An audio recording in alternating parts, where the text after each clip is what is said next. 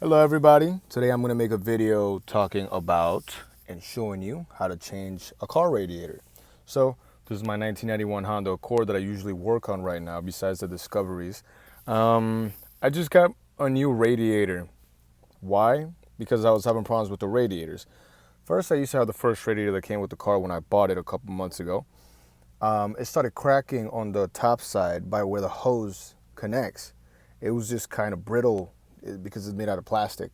So I went and I got a used one from the junkyard. That one gave me some pretty good use until maybe last week when it started leaking a little bit. I saw a little bit of a leak coming out of it, and then I did not see it the next day. So I was like, okay, I don't know what that was about, but it's not doing it anymore. So hopefully, something fixed itself, which is not. Nothing's gonna fix itself.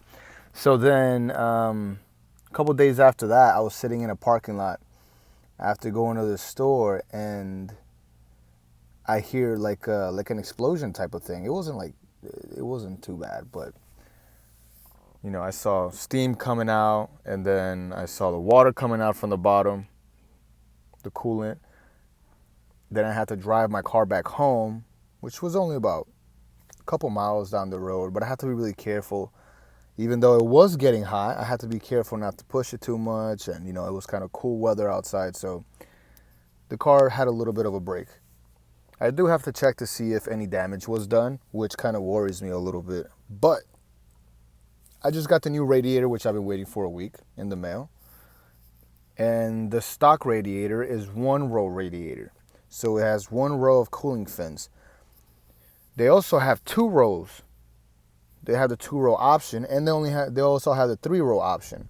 So I thought about getting the 3-row, but then I said, no, it's a pretty small engine. It might not warm up to, ideal operation temperature. So I decided just to play it safe and go for the 2-row, which is an upgrade by 1 row, which here in Florida, our cars get pretty hot. So hopefully it helps me out with the temperatures, and since it's all aluminum all around, then I won't have any problem with parts getting brittle or things like that. So what I'm going to do is I'm going to show you the radiator. I'm going to tell you a little bit about it, like brand, where I got it, prices. Then I'm going to show you how to change it. Now, I don't have a GoPro. I don't have anything to hold it with. I'm probably going to need 2 hands to do the job. But I'm going to try to show you as much as I can and tell you as much, just so you know how easy it is to do this fix. And even though it's a 1991 Honda Accord and they're pretty simple, you can do this on any car. Any car. It's pretty simple. Has a hose on the top and a hose on the bottom. You can call them whatever you want. Intake, outtake. Has a cap. Has some bolts to put them in place, to put the radiator in place. You just take it out. You put the fan back on because it usually has a fan. If it's not a mechanical fan, like a viscous fan, then you have an electric fan, which you just put onto the new radiator. And then after that, I'm going to show you as well how to fill it up, how to make sure there's no air bubbles in there, how to bleed it through the bleeding nipple for the coolant by the thermostat.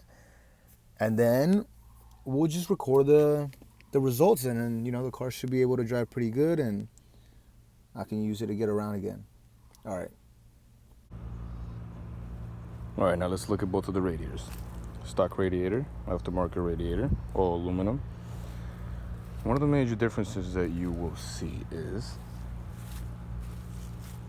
they're identical and everything, but you will notice that you have the transmission cooler right down here. And it's a pretty small transmission cooler. I mean, it only runs from here to here. But you will notice that this one doesn't have it. So when you buy a new radiator aftermarket, especially if it's one like this that is labeled racing or high performance, you have to make sure, because I wasn't aware that it wouldn't have the cooler lines. So now what I'm going to have to do is simply connect 2 cooler lines together, just so they loop through here instead of through the radiator. It's the same line, it just goes through here. Of course, I won't have a cooler, but that is only until I buy an aftermarket cooler and make the connections onto it. So for now, I'll just get by like this. Then I'll buy a smaller cooler for my transmission. So that's one fix, one way to do it. if you rather not go through the trouble, just find one that has the cooler lines. So this one looked like they had cooler lines because it has two little things right here that I thought were hoses. But it turns out they were just a mounting bracket. So I just took it off of here, put it over here, take out the hoses, put the hoses that come out of the car in here, and you should be pretty good. So let's get to it. All right, so I'm gonna talk a little bit louder so we can excuse the beeping from my broken seatbelt sensor. That's for my passenger seat. We'll get to that some other video, but for now I just want you guys to see that the temperature is at normal level. I mean, if anything, I think it's a little bit slightly under where it used to be, which is okay. It's a bigger radiator, so it's keeping it cooler. Also, when you fill it up with coolant, turn your heater all the way on and then drop it a little bit around. Just make sure that the air comes out hot. If the air comes out hot, that means that the coolant is circulating fine, everything is going good.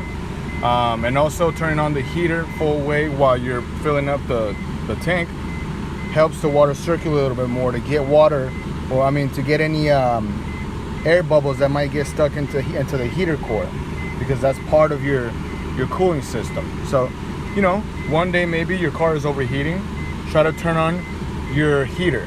If there's only air coming out but it's not hot, that means there's no coolant in there, or it's not circulating, which then again it could be your water pump or your thermostat's not opening, or somewhere in between those lines.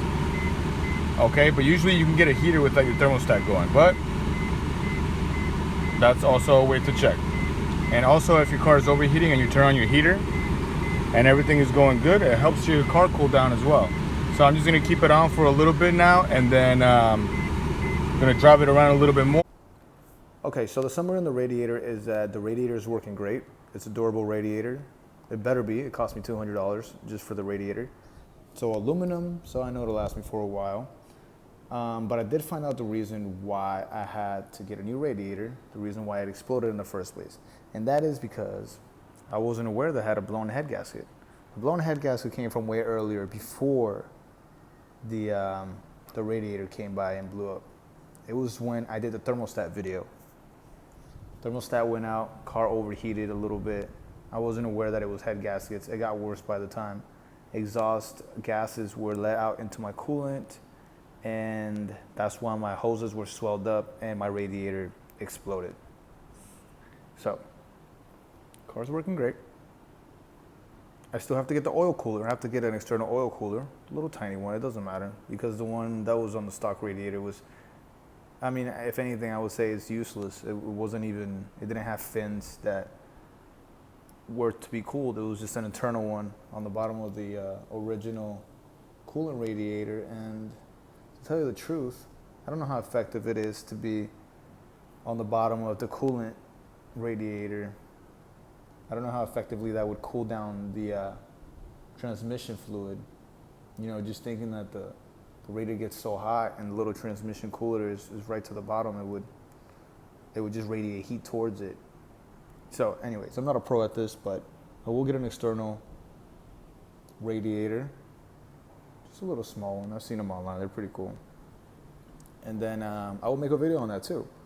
But I also made a video on the symptoms of, you know, the blown head gaskets, a little bit about, you know, how I came about it, how I did it, how it might help you out.